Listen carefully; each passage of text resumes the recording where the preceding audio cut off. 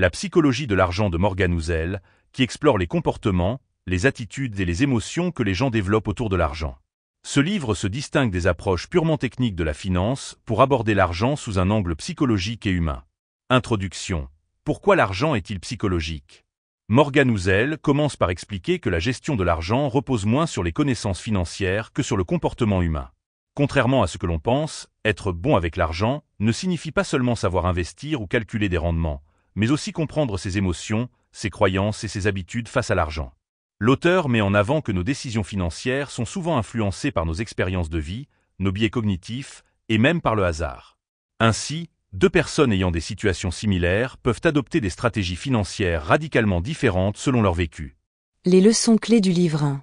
La richesse n'est pas toujours visible. Housel souligne une différence cruciale entre être riche et être perçu comme riche. Les gens ont tendance à admirer les signes extérieurs de richesse comme des voitures, maisons, voyages, mais souvent, ces dépenses diminuent la capacité réelle d'une personne à accumuler de la richesse. Leçon. La vraie richesse, c'est ce que vous ne voyez pas. Elle réside dans votre capacité à dépenser moins que ce que vous gagnez et à épargner pour le futur. 2. L'importance du temps et de la patience. Dans l'accumulation de richesses, la magie de l'investissement repose sur l'intérêt composé, mais pour en bénéficier, il faut du temps et de la constance. Housel cite l'exemple de Warren Buffett, qui a accumulé la majeure partie de sa fortune après ses 60 ans. Ce qui fait la différence, ce n'est pas un talent exceptionnel, mais le fait qu'il a investi tôt et laissé le temps jouer en sa faveur. Leçon. La patience est une vertu financière. Investir sur le long terme, sans paniquer lors des fluctuations du marché, est souvent plus payant que de chercher à maximiser chaque opportunité. 3. Les émotions influencent vos décisions financières. La peur, l'envie, l'orgueil ou encore le stress peuvent pousser à des décisions irrationnelles. L'argent est lié à des valeurs émotionnelles comme la sécurité, statut, liberté qui peuvent parfois nous égarer. Par exemple, la peur de perdre de l'argent peut inciter à vendre trop tôt, alors qu'un excès de confiance peut entraîner des investissements risqués. Leçon. Apprendre à reconnaître et gérer ses émotions est essentiel pour prendre de bonnes décisions financières. 4. Le rôle du hasard et de la chance. Housel insiste sur le fait que le succès financier est souvent lié à des facteurs que l'on ne peut pas contrôler. Par exemple, naître dans une famille aisée ou dans un environnement économique favorable peut grandement influencer votre trajectoire. À l'inverse, l'échec peut parfois être dû à des circonstances défavorables plutôt qu'à de mauvaises décisions. Leçon. Soyez humble dans vos succès et indulgents envers les autres. Tout le monde ne commence pas au même point. 5. Le tasser. Savoir quand s'arrêter. L'un des concepts fondamentaux du livre est de savoir ce qui est suffisant pour vous. La quête incessante de plus d'argent peut conduire à des risques inutiles ou à une vie insatisfaite. Housel donne l'exemple de personnes qui, malgré leur richesse, continuent de prendre des décisions risquées pour gagner encore plus. Leçon.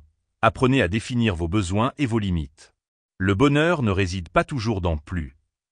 6. L'épargne. Une sécurité psychologique. Selon Housel, épargner ne consiste pas seulement à accumuler de l'argent pour un objectif précis comme une maison ou la retraite. C'est aussi une manière de gagner en liberté et en tranquillité d'esprit. L'épargne offre une marge de manœuvre face aux imprévus de la vie. Leçon. Épargner est un moyen de se libérer des contraintes financières et d'assurer sa paix intérieure. 7. Le coût de l'indépendance financière. Investir intelligemment ne consiste pas seulement à éviter les pertes, mais aussi à accepter un certain niveau d'incertitude. Les baisses de marché, par exemple, sont normales et doivent être perçues comme le prix à payer pour des rendements à long terme. Leçon.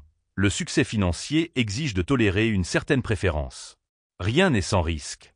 8. Les biais cognitifs et les erreurs communes. Housel explore plusieurs biais qui prennent nos décisions financières. Biais de confirmation. Nous avons tendance à chercher des informations qui confortent nos croyances. Biais de rétrospection. Nous pensons que les événements passés étaient plus prévisibles qu'ils ne l'étaient en réalité. Biais de présentisme. Nous privilégions les gains immédiats au détriment des bénéfices futurs. Leçon. Prenez conscience de vos biais pour mieux les surmonter. Conclusion. L'argent comme outil de liberté. Housel conclut en suggérant que la finalité de l'argent n'est pas d'acheter des choses, mais de gagner en autonomie. La richesse véritable est la capacité de vivre selon vos propres termes, sans dépendre de circonstances extérieures ou d'obligations. Message final. Gérez votre argent de manière à maximiser votre liberté et votre bonheur, pas seulement votre compte en banque. Point fort du livre. Accessibilité. Le livre est écrit dans un style clair et engageant, accessible même pour ceux qui ne maîtrisent pas les concepts financiers complexes. Perspective unique. Il aborde l'argent sous un angle psychologique, ce qui est moins courant dans les ouvrages financiers. Exemples concrets. Les anecdotes et les exemples tirés de l'histoire ou de la vie quotidienne rendent les concepts faciles à comprendre. En résumé, La psychologie de l'argent de Morgan Housel est une exploration fascinante de la manière dont nos comportements et nos croyances influencent notre relation à l'argent.